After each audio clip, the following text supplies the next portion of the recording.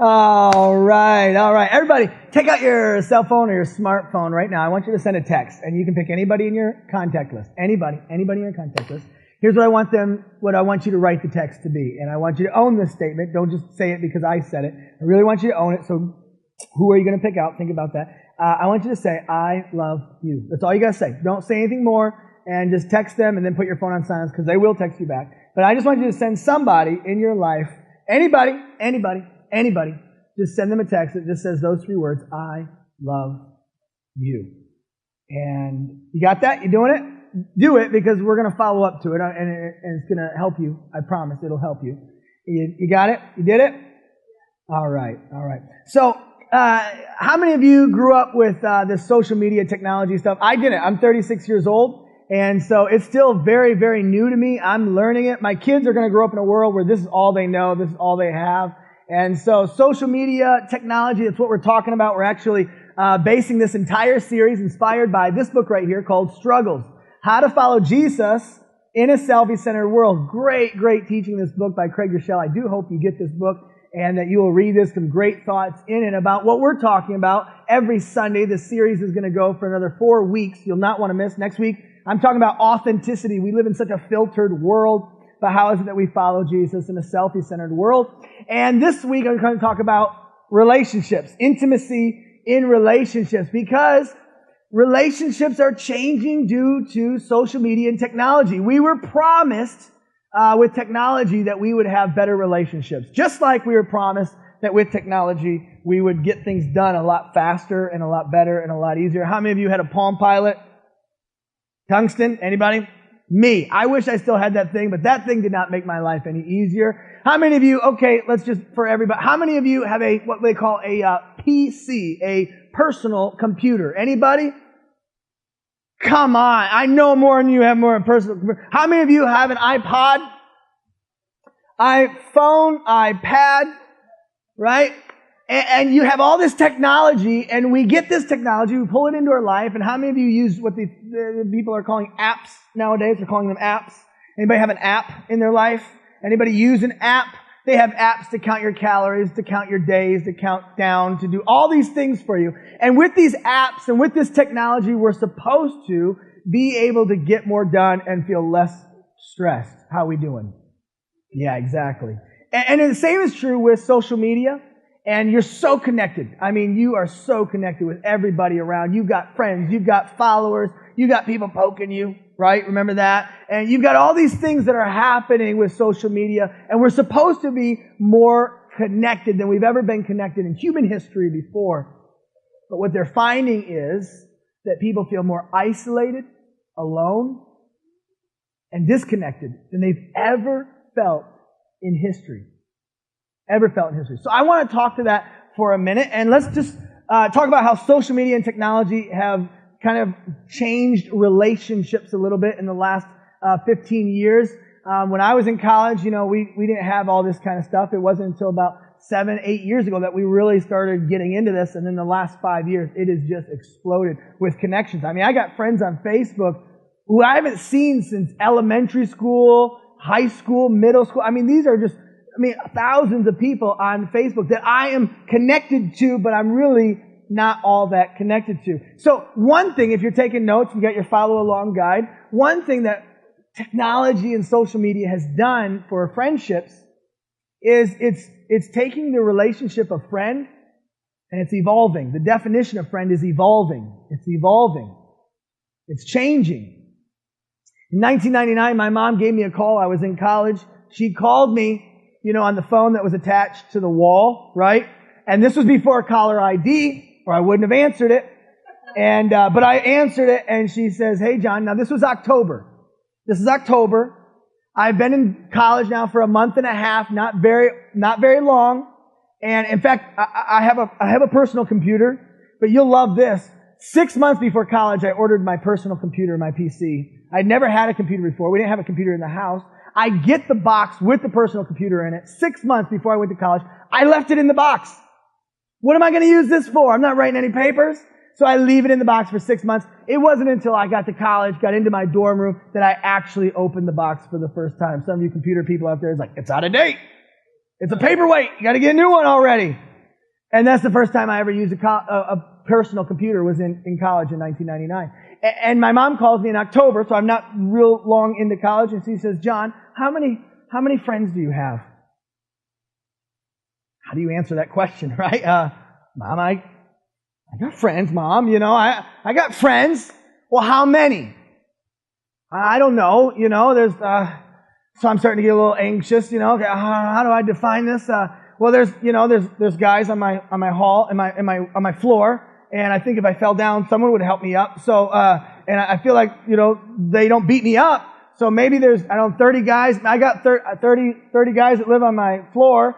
And, well, how many do you have, John? Are you making friends? Like, what? Am I awkward, Mom? Are you now just like, why are you calling me and asking this question? Like, are you making friends? Are you having trouble, John? Are you having trouble? I'm not having trouble making friends, Mom. I'm just, I'm just getting into college and it's hard to meet people. I have friends, Mom. Okay, how many do you have? I go, I don't know, Mom. I don't know how many friends, John? Just help me figure this. So I'm defining, okay, there's 100 guys in my dorm. If the building caught on fire and I wasn't out there, they might come back and get me. They might. So 100 guys. I have 100 friends, Mom. 100 friends. Is that all? Yeah, I'm in my dorm and then I've got classes. Okay, so who in your classes are you friends with? I think my professor's my friend. Says hi to me. Been nice to me. Maybe my professor. And is there anybody else that's been nice to you, John? Yeah, there's kids in my classes and we have study groups and I think they're my friend. I really haven't asked them, are you my friend or not? I'm just, and so I'm trying to define what is a friend. And then I'm like, well, we have this sister dorm and, there's a bunch of girls that live over there and we have a sister floor. And so we do, parties together and so I think there's my friends are there. So I finally coming down. I'm just like, and we're going through all these social environments. She keeps asking me, how many friends do you have? I said, Mom, and I finally, I probably have 200 friends. I don't know. I probably have 200 friends. Okay. Just wanted to see if you're making friends. I'm like, great, Mom. Now I feel completely alone and I don't have any friends. I'm completely depressed. Thank you for calling and helping me figure that out tonight. Well, that was in October. And November 13th is my birthday. Write that down. Write that down. And I'm in Walmart. My parents live 2.5 hours away. I'm in Walmart in Marion, Indiana, where my school is. And all of a sudden, I look down the aisle, and there is my mother. Oh, no. Unannounced, uninvited. Just Wednesday night, out of the blue, in November, near my birthday, shows up. Wanting to hang out? What are you doing here, Mom? Why are you here? Remember, I'm not sure if I have any friends now. I'm definitely not having friends now. Why are you here? Who have you spoken to? Who have you talked to? Who have you talked to? Where have you been? Where have you been? And she says, I was going to surprise you, but me and your father bought enough cake and ice cream for all of your friends. No, you didn't. Oh, please say you didn't. Yes, they did. And they think college students don't eat anything and eat a lot of food, so they bought much, much more. But they bought way more than 200 servings of cake and ice cream for all of my friends. On a Wednesday night, I show up back to the dorm lobby, and they go, go get your friends. Where am I going to find 200 people to eat cake and ice cream? Who am I going to call? Mom? And so here I am, going dorm to dorm, looking for people, study groups, going to the library. Hi, I'm John. It's my birthday. My parents are here, and they have enough cake and ice cream for 200 people. It's melting right now. Would you please come and celebrate me and my birth? If you ever feel like you don't have a friend, get 200 servings of cake and ice cream. Sit in a lobby with your parents and beg people to celebrate your birthday. Yeah. It's pretty traumatic. The definition, though, of friend is changing. I'm scared to death my mom's going to look and see that I have 3,700 friends on Facebook. And that she's going to show up unannounced and try to serve them cake and ice cream. Now, go get your friends. Now, the definition of friend and follower, what is that? If we had a follower in 1999, we'd call the police. Okay? We'd call the police. Today, we're like, I got another follower. Who is it? I don't know. But they look cool, and they're following me. We got these friends, we got these followers. What does that mean? What is that all about? The definition of friend is evolving. It's crazy to me that the average American has 380 some friends on Facebook. Yet when they survey people, they find that 25% of Americans feel like they have zero, goose egg, zero deep friendships. We created this social media and with technology that we are so connected to each other, but we are so disconnected. The second one is this. Second way that technology and social media has changed relationships in the last 10 years is we're addicted. Everybody say addicted? Addicted to immediate affirmation. Now, when I read this to you as a 36-year-old, when I read this to you, I'm like, nah, really? I feel like my dad. No, really? But when you're 13, 14 years old and I read this to you, you're going to be like, yes, that's true. If you've got children or friends that are 13 and you follow them, stop doing that. But this is where our society is going. It's quite scary because we have these things on social media called likes. And you can like, and you can share, and you can even put little faces to express your emotions on Facebook and social media, different things. And you can comment on them. And when you post a video or a picture or a status update or the weather at 6 a.m. like I do, when you post these things, in that very first hour, you are waiting and watching and seeing how many people like it, how many people share it, how many people notice it, how many people affirm it. They said nice things. They like it. I'm getting a lot of likes on that one. And you'll post things wanting to get connection with people, feedback from people. This instant gratification for sharing of your life, these moments in time, these moments with people. And there is this thing that's happening within us that we've got to point out as we're going to see what technology is doing to our relationships. It says this: we often get immediate feedback. But the problem with this kind of immediate feedback, this quick affirmation, is that it's addicting. Even when we know it's shallow, even when we don't believe the sender is sincere in their flattery, we still love receiving it. And to be fair, it's not our fault. Scientists say that receiving positive affirmation like this releases dopamine, a chemical in our brains that give us a kind of euphoric feeling, like a rush, just similar to drugs that we can get addicted to. It goes on and it says sociologists call many of us are addicted to immediate affirmation. What is this addiction doing to us? How is it affecting our relationships? Sociologists call all of this deferred loneliness. And we're trying to meet some short-term need, but in the process of meeting this need, we're deferring a deeper, long-term need. We are meant to have deep, sometimes difficult feelings of loneliness to motivate us toward this kind of contact with others that meet our deeper, long-term needs. Every time we seek instant affirmation, we ignore our basic human condition of loneliness. And this opportunity of loneliness that drives us toward real friendships, real intimacy, first with God and then with others, is taken away. So, our addiction to instant gratification can stunt our relationships. We're living for likes, but we're longing for love.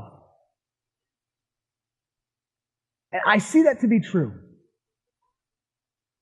I notice when there's a lot of likes, and I notice when there's not a lot of likes. And all of that, because that instant affirmation, that instant little type of connection, even though it may be shallow, it's instant, but it's not real.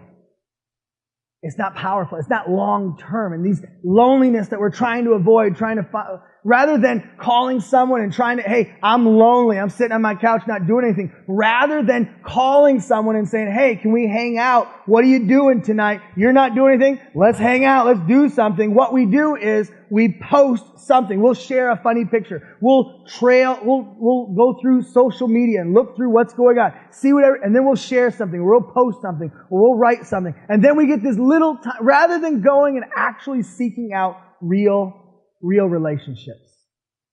We live in this addictive world. And number three, and this is probably, for me, this is the scariest. This is frightening to me. We have the power to do friendships on our own terms. You know what I mean? Where everything we post, share, is all filtered. We pick what scene we want to show of our life. We show the highlights and not the behind the scenes. We have all these friends that we have connected to, but they really only see what we want them to see. It's on my terms. And if you post something, I can say, I'm going to ignore it. I don't have to comment on that. I'm going to look at that. I mean, if you were face to face with me and you're like, John, look at this picture of my kid. And I was like, and I ignored you. If I ignored you, you'd be like, what do you do? No, but on Facebook, we can do that. I don't have time to engage with you. It's all on my terms. It's when I'm available, when I have time. And we have these relationships, but they're really on our own terms. When it's most convenient to us, when it's most filtered, it's really what we want to deal with at that time, at that place. And we have defined, rearranged relationships to be our own terms. So, the question we want to answer today is, how do you follow Jesus in a selfie-centered world? Hebrews gives us some thoughts here. Hebrews chapter 10, I love these two verses. Hebrews chapter 10, if you got your Bibles, pull them out, turn to it, circle it, poke yourself, bleed over top of this sentence right here. Hebrews chapter 10 is so powerful, and it'll be on the screens, it'll be on YouVersion if you got your technology. Pull it out. Hebrews chapter 10, let us think of ways to motivate one another to acts of love and good works. And verse 25, and let us not neglect our meeting together as some people do, but encourage one another. I love this verse. Let us think of ways. Like let's dream up. Let's get crazy about this for a minute. Let's imagine for a moment how we could love each other. Really share life together. What could we do to love one another? This is what makes Christianity so attractive to the world. This is what makes Christians so powerful, is because we love one another. We really love one another. That's what the church has always done. That's what the church has always been about, is let us dream of ways. Let's think of let's get all of our resources, all of our thoughts together, and let's just dream up ways to love one another. That's what the church is all about. That's what it should be all about. It's not where you show up and listen to me and these pearls of wisdom that drop from my mouth every week. It is where we actually love each other. There was this quiet moment in Scripture where Jesus is with his 12 disciples. It's at the end of his ministry. He's about to go to the cross, sacrifice himself for the whole world, raise again from the dead, conquering death, making salvation an opportunity for all of us to accept and to move into a relationship with him. Before all that, he has this quiet moment where he is with his disciples. And he does something that is so awkward and so crazy in that moment. The only way for me to describe it to you is if I came to your house. Just imagine this for a minute. If I came to your house, right there, you're like, no, that ain't going to happen. Right? If I came over to your house, you'd be like, we got to clean, we got to, dust it. But what if I came to your house and I said, we're having dinner together. And at one point in the meal, I just look at you and say, you know what? You mean so much to me. I love you so much. This is what Jesus is saying to his disciples. Jesus said, I want to show you the full extent of my love. What a statement. The full extent of my love. What if I came to your home and I said, I really love you and I want to show you how much I love you. I'm going to go upstairs to your master bedroom and I'm going to clean your toilet. You'd be like, oh, no, you're not. I will tackle you before you get to the first stair, okay? You're not going anywhere upstairs in my bathroom. You're not going to clean anything. No, I have to do this. You have to let me clean your toilets. I want to clean your toilets. See, in this culture, let me put it back in this culture, because you're like, that ain't going to happen. And some of you are like, that sounds pretty good. Let's do that. I would like to see the full extent of your love. But in this culture, the disciples show up, and in this culture, in this moment, at dinner time, you come in, you wear sandals or you don't wear anything, and you're walking around in all kinds of nasty stuff. You're walking, and it's a different time. And you come in, and right by the door, there would be, now we have a doormat in our culture, but there would be a person. Imagine. A slave, a servant, someone you've hired, who would come in, and they were supposed to be unseen, unknown, nobody. And they would get down on their hands and knees, and they would be prepared to wash your feet. How gross is that? Your stinky, nasty, toenailed foot. Your foot. They would wash it, holding it in their hand, getting it nice and spotless clean. Because in this culture, they didn't have chairs at the dinner table. You actually sat on the floor, and the table was lower, and you leaned, and you grabbed food. Oh, I love it. You grabbed food, and then you'd have face-to-face conversations. The point of having a meal wasn't to sit down at the meal. It would be sit down with you and have a conversation. And they would want to clean that foot, because that foot is going to be up close to me. And if I'm trying to eat some grapes, I don't want to be looking at your nasty foot, okay? And so they would clean the foot. And Jesus does this for his disciples. He maybe noticed that they didn't clean each other's feet. And so he gets down, takes off his robe. He's in the uniform of a servant of a nobody. I mean, the God of all creation. He's healed people. He's fed thousands of people. He's leading a movement that's changing the world. And this guy with his 12 disciples hangs up his divinity and puts on his humanity. And the God of the universe gets down to clean in between your toes. He says, I'm going to show you what love looks like. It's where you really serve one another. In this story in John chapter 13, it goes on, verse 34, it says, so now, it's cleaned all their feet. They're like, this is crazy, what's going on? How can you do this? What do we do now? Jesus said, now, here's what you do. So now I'm giving you a new commandment, which only God can do, but He's God. He's professing to be God. So now I'm giving you a new commandment. Everybody say it. Love each other. Say it. Love each other. Say it one more time. Love it. One more time. Let Jesus hear it. Love each other. So now I'm giving you a new commandment. Love each other. Just as I have loved you, you should love each other. He could have stopped there. But he says this. And your love for one another will prove to the world that you are my disciple. What he did not say was that your big old Bible with all its highlighting and all its pen underlining and all that, that's going to prove to the world that you love Jesus. No. And that you're it doesn't say that. It doesn't say that. It doesn't say that your theology and all that you know about me and all that you know about God and everything that you experience, all that's how they're going to know that you're a Christian. He did not say that, hey, you knew the answer right then when your friend asked you about me and you knew all the answers and you win Bible trivia every year you play it. That's how you're going to know that you're a disciple of me. He didn't say that your chromed out fish sticker on the back of your car will prove to the world you know me. No. What's he say? He says, how you love each other. This skeptic world, this scared world, the world looking for answers, this world that's watching, what do these Christians believe? Why would they say that? Why would they do that? You loving each other will change the world. How you love one another. So Hebrews says, let's dream up. Let's think of ways. That's what this is all about. How do we get together? I don't know. I have a crazy idea. What would it be if we got together every week? I don't know. Sunday morning, we seem to be free at that time. What if we get together Sunday morning and we just loved God and loved others?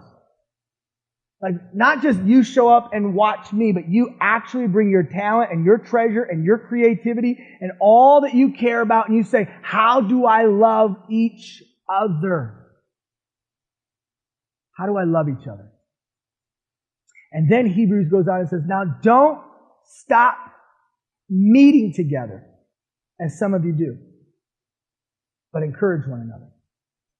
So how do we have this following of Jesus who tells us, love one another? This is how the world's going to know. This is how you're going to know. You're going to need me to love each other, to have patience and kindness and all these things. I'm going to give you all the power and all the resources you're going to need to love each other. Because when you love each other, this dramatic thing happens, this powerful thing happens. The world around you changes. The world around you is countercultural to this right here. If not more now than ever in human history, that where we feel so connected, but we're not, we are so isolated, so distant from one another. The church, to love one another, can be so powerful.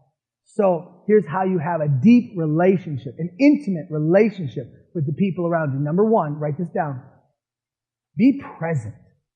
Hebrews says, don't stop meeting together. Don't stop meeting together. Like, I don't know, get together. Be together. Face to face, not thumbs to thumbs. Like, actually be together. You ever have something hard going on in your life? Or maybe there's someone in your life right now, something's hurting in their life, and they just need a friend. They really just need someone who cares about them, who loves them, who needs them. What do you say to them? Maybe you get on their Facebook and you're like, hey, I want you to know I'm thinking about you. I'll be thinking about you. What does that mean, JR? Is that like,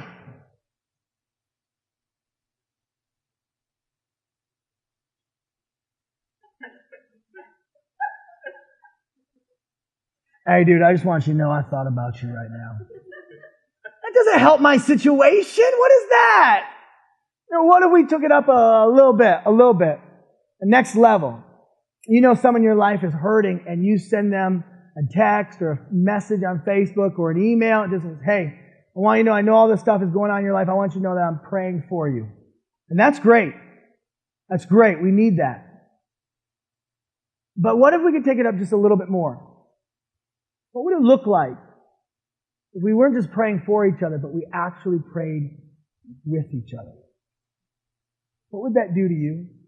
Imagine with me just for a minute, like Tim Jones, he's shared an awesome testimony. He was at work and he was wanting to love people at his work. He had identified a few of them that he'd love to share Christ with, and we were praying for those people and the relationships that he was having. He was praying for his boss, that he would have an opportunity to share Christ with his boss. How crazy would that be for you? To be able to share Christ with your boss. Well, Tim was praying for that. We were praying with each other about that. And Tim one day gave me a call. He goes, John, you're not going to believe what happened today at work. He's driving home from work. I said, what happened? What happened?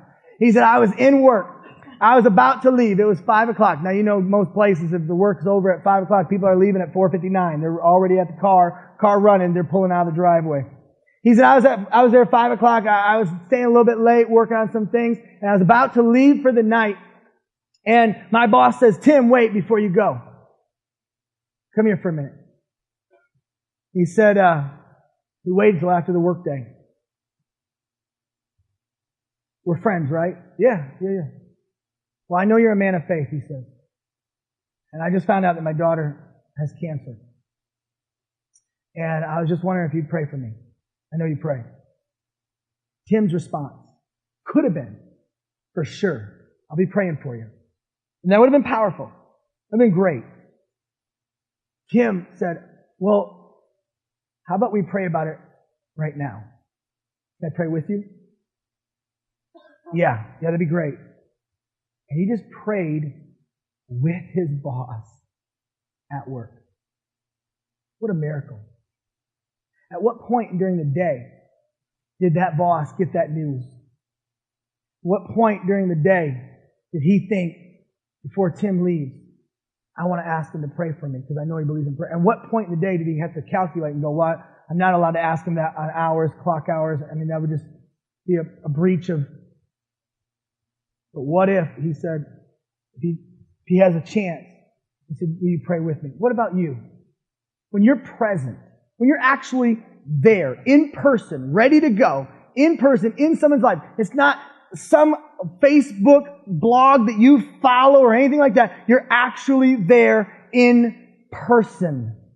And back in the day, you're going to find this absolutely crazy. It's nuts. But back in the day, people actually visited each other in their homes. They would actually go and visit. If someone showed up at your house today, right, you'd be in the house, you'd be talking with your family, and all of a sudden, bing, bong, the doorbell would ring, and you'd be like, what was that noise?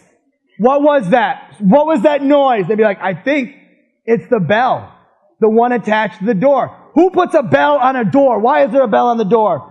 Everybody get on the floor. Get on the floor. They could be looking in the windows. Someone's at the property. Everybody get down. Get down. Who's at the door? Send the child. Send a child to go see who's at the door. Send a child. The child goes over to the door. They open up the door. There I am, standing at your front door, right? The preacher. The pastor's here. Oh, man, what are we going to do? Shut the door. Shut the door. Shut the door. Everybody clean. Everybody clean. Everything's upstairs. Upstairs. Put it all upstairs. We're taking laundry baskets upstairs. We're trying to clean things up. Clean it up. Throw those bottles away. Throw those bottles away. Everything upstairs. Upstairs. Upstairs. Clean it up. And you'd open the door and be like, Pastor John,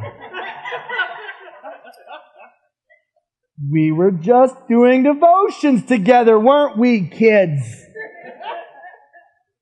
We're glad you're here. See, back in the day, people would do that. Like, go to each other's houses. Get this. Sit on the front porch. Sit and conversate. And when you needed to know what was going on in someone's life, I know, they would call each other without caller ID. What? Why would you do that? Right? Oh, how technology has made our life so much better. They used to have tea time in Britain. They'd have conversations. They don't do that anymore. They have text time. The Bible says this, Romans 12. Don't just pretend to love each other. Really love them. Hate what is wrong and hold tight to what is good. Love each other with genuine affection. And take a delight in honoring each other. When God's people are in need, be ready to help them. Always be eager to practice hospitality. Hospitality. Hospitality. It's almost extinct in our society, really. I had a preacher, pastor, friend tell me he's close to over retirement. He says, when I was in ministry, we used to do a thing called calling, John. Calling, where you actually just get 5 or 6 addresses in your church and you just go show up at their house. Go calling. I said, if I showed up at 5 or 6 houses in my church, they'd shoot me. They wouldn't know who I am or why I'm there. They'd freak them out. But this would be a crazy idea. Just a crazy idea. What if we really wanted to love each other? I mean, have deep relationships, share life together. Let's try this. What if this fall, I don't know, September, October, November, we won't do it for December because you're really busy, but just those 3 months, what if we started these things called, let's try life groups. Okay, we'll just try that on for size. We'll call them life groups. And here's what they'll do. They'll get together to pray with each other, share life together, care for each other, to actually love each other. What would that do for you? What would that mean for you to actually have deep friendships? I know you're so busy. I know. We're all busy. And maybe that's what the enemy wants. Just keep us busy enough that we're not actually present with one another. Because this is what Jesus said. Jesus said this, "For where 2 or 3 gather as my followers, I am there among them." Now, the Bible doesn't say this, but I don't think God shows up when you send a text. But the Bible does say that when you gather together, get together, be present, be honestly at the dinner table together. Where 2 or 3 gather in my name, I'm there. He's there. What would it be for you to have that kind of friendship, to have that kind of life group, where I know you're busy, but you carved out that time weekly to get together, to love each other, really care about each other? What would that mean? I know it might be awkward at first. I know. It's because we've been so disconnected for so long. We've had all these artificial connections for so long that when you actually have to sit down with someone, I know, and they ask you, "How's your life?" You're going, "Aren't you on Facebook? Can't you review my status update before we get together? Can't you just see?" But you actually have to tell them, "Well, here's what's actually going on in my life. Here's where I'm at." And get this, when you do that, and you're present, and you're not always looking at your phone and all this kind of stuff, they're actually going to share with you what's going on in their life.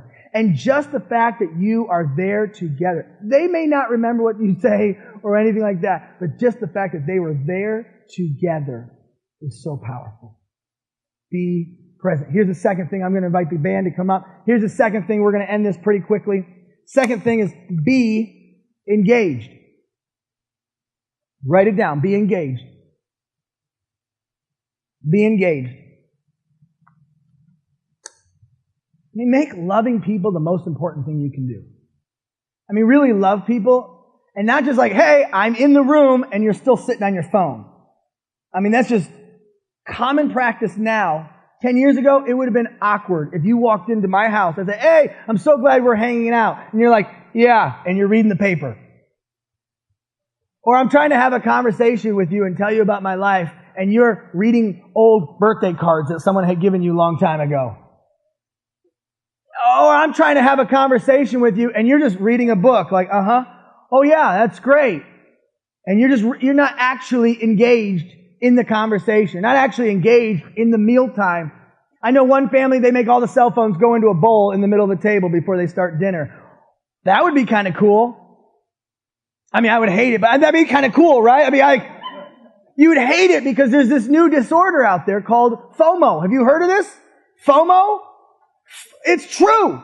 Add it to the other disorders you have. The FOMO disorder is one that is growing and growing and growing. Sociologists call it FOMO. It's fear of missing out. It's that you have access to all up-to-date information, news, what's happening in your friend's life right this moment, all the status updates, all the people who are affirming you likes and shares and all this kind of stuff, all these instant things that your phone is bling, bling, bling, bling, telling you got an appointment in 2 days and 3 hours. It's to go see the dentist. Who cares? But I got to have an alarm to tell me, because there's all these things that are coming at me in all of my life, all of these chimes and chirps and alerts, status updates, notifications.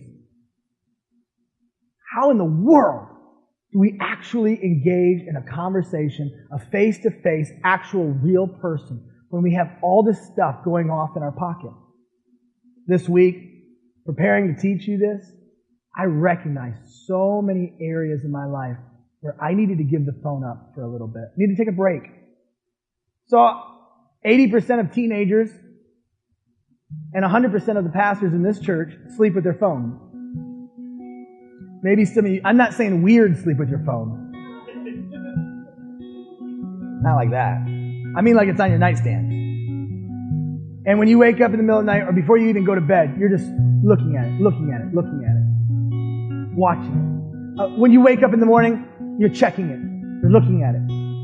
For me, I had to be like, I got to get this thing out of my reach. I got to be away from it. I got to break from it. So I take the phone, put it in the bathroom. What if I miss something? What if I miss something? What if my kids grow up in a world where it's more about likes than it is love? The world they're living in. See, I have an opportunity. I may miss this opportunity. I'm not going to. I could miss the opportunity to love my kids and to love my wife and to love my friends, real friends, deep friendships. Be present. Be engaged. Look, social media, technology, I love it. Use it all the time. Absolutely love it. But it can have some negative effects, some very important relationships in our life. And I want to encourage you this week, would you stand with me, to be present, to be engaged. As the Hebrews writer warns us and encourages us and tells us, let us think of ways to motivate one another to acts of love and good works, because that's your proof that you are a disciple of Christ. And you may be missing out on that opportunity. Missing out to think of new ways, creative ways to love each other. And let us not neglect our meeting together as some people do. But encourage one another, empower one another, equip one another, do life together, live life together, to group together for life. Let's call it, I don't know, life groups. And some of you are hesitating to sign up and register for a life group. You're like, John, I'm really busy. I know you are. We all are busy. We're all busy. But I've got this and this and this. You might actually have to rearrange your schedule to arrange for a relationship. But which one will you remember in 10 years? Which one will you deeply need at 2 o'clock in the morning when there's a tragedy or a tension or a transition that you are in desperate need of friendship? Your schedule or friendship? If you really want what Jesus has for you, it begins when we come together as the church. Love one another. Love one another. It may be the most countercultural thing you'll ever do with your life, is to actually love each other. Let's do it. Let's try it. 3 months. 3 months. Life group. I promise you. You'll experience God. He's already told us that. I'll show up. I've already got an RSVP from Jesus Christ, Savior of the world, that when you and I hang out face to face and not thumbs to thumbs, but when you and I hang out, we got a third wheel called Jesus Christ. What could happen? If you and me and Jesus hung out for 3 months, what could happen? I think we would dream up and imagine new ways to love each other. Let's pray. Heavenly Father, I just ask that you would bless this congregation right now. Lifting our hearts to you, lifting our imagination to you, lifting our eyes to you, God. We sing these songs, we praise you for this moment. We love you, Lord. Let us be present. Let us be engaged. Let us show our children that we live for love and not for likes. That there's more to this life. There's more in each other, where we love each other.